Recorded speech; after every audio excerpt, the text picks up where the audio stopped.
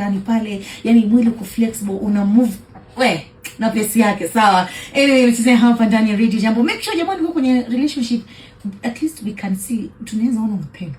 But now acha yusi shida ni kama jamani, right now unaachana na mtu only to find out the moment umeachana hivi this person ako kwa relationship instantly.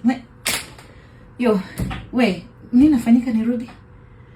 Hakuna vile nitakuacha na bado uko relationship nyingine. What do you mean? Kwani tulikuwa ngapi jamani? I don't know kama this is your story, but ningependa kusikia kutoka kwako. What is your story? Ushaiwachwa hivyo ukiwa kwenye relationship nyingine, ama ushaiwachana hivyo ukakuja kufind out, my friend, I'm the only one who is crying here. Kwani kunenaje hapa? Zungumza nami 0204445975. Na kuacha ukiwa bado kwa relationship nyingine, I didn't know. Why didn't you tell me so that we can to balance? Because what is this?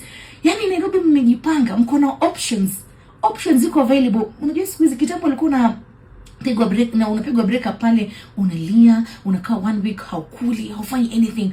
Right now my friend, you look even much better. What's not happening?